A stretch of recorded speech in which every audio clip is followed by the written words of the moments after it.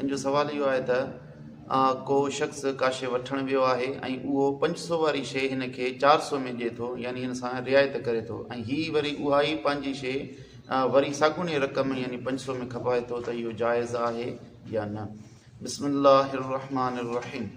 इहो वापारु करणु जाइज़ आहे। ऐं जो सबबु इहो आहे त जीअं ई हिन शख़्स उन खां जेका शइ वरिती आहे इन जी मिल्कियत थी वई ऐं पंहिंजी मिल्कियत खे जीअं चाहे जेतिरे में चाहे विकिणी सघे थो। जीअं सुनन सगीर ले बेहकी जे अंदरि हदीस मुबारक हुआ, अहिड़ी तरीक़े सां कंज़ुल उम्माल में हदीस मुबारक हुआ।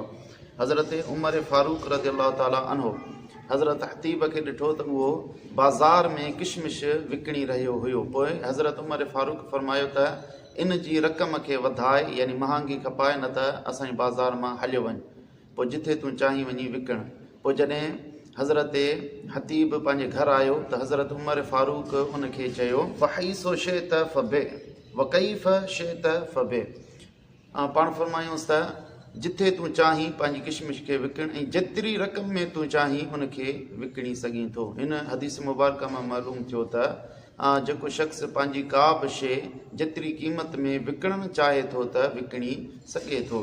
अहिड़ी तरह फ़क़ीहनि बि इन ॻाल्हि जी सराहत कई आहे। जीअं मौसूअतुल फ़क़ीहा जे अंदरि आहे त व अम्म समनु फहुव कुल्लु मा यतरादा अलैहिल मुतआक़िदान सवाउन अकान अक्सर मिनल क़ीमते अम अक़ल मिनहा अम मिसलहा।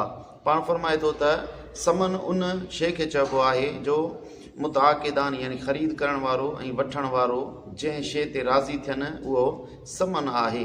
अॻियां पाण फरमाए थो त उहा क़ीमत खां वधीक हुजे या क़ीमत खां घटि समन हुजे या क़ीमत जे मिसली समन जे त बि जाइज़ आहे। इन इबारत मां बि मालूम थियो त जेकॾहिं को शख़्स कंहिं बि क़ीमत ते राज़ी थिया, पोइ चाहे 400 ते राज़ी थियनि या 500 ते राज़ी थियनि, त इहो ई समन आहे, इन ते विकिणणु जाइज़ आहे। वल्लाहु आलम बिस्सवाब।